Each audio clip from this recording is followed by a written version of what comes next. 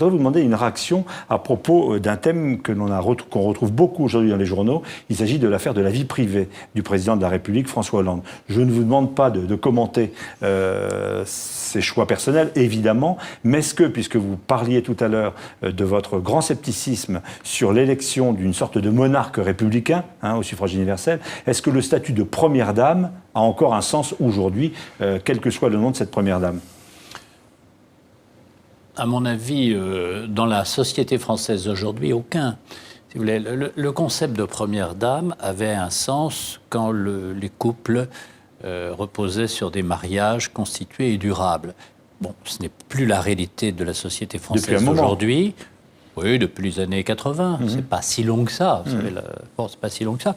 Le mariage a d'ailleurs toujours changé. Il n'a jamais eu la même forme, d'ailleurs parce que l'espérance de vie n'était d'ailleurs pas la même.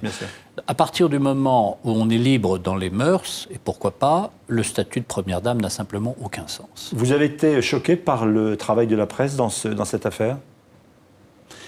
Deux points de vue tout à fait différents. Quand vous écoutez la presse étrangère, elle attaque la presse française en disant « la presse française s'est auto-censurée ». Eh bien, moi je préfère une presse qui s'auto-censure plutôt qu'une presse qui tire à vue. Nous ne sommes pas des saints, je ne prétends d'ailleurs pas à la sainteté.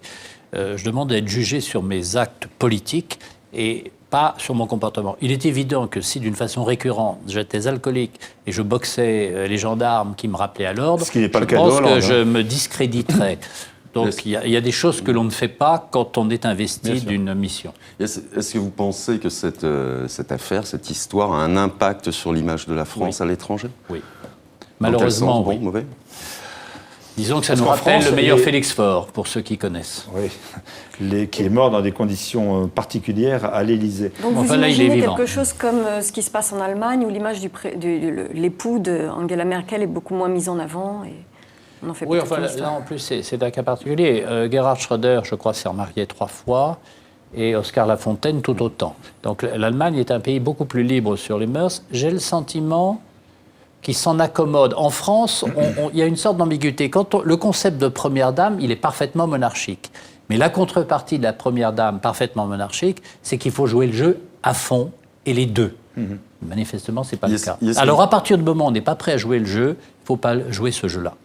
Est-ce que vous pensez que la sécurité du président dans une affaire comme celle-ci, et les quelques détails qu'on en a, est prise un petit peu à la légère? Est-ce qu'il y a des failles, des défaillances? Ça, c'est un vrai problème. C'est un vrai problème. Quand vous accédez à des responsabilités régaliennes, et a fortiori le président de la République, c'est la première responsabilité, vous ne vous appartenez plus. Votre agenda ne vous appartient pas. Et votre vie privée n'est simplement pas possible. Oui, mais il y a ceux qui font du footing, il y a ceux qui font du vélo. Oui, c'est ça. C'est ça. Le footing, le vélo, avec 2 gendarmes devant, 2 gendarmes derrière, un hélicoptère au-dessus, c'est pas franchement détendu comme climat. Le président Mitterrand était plus habile.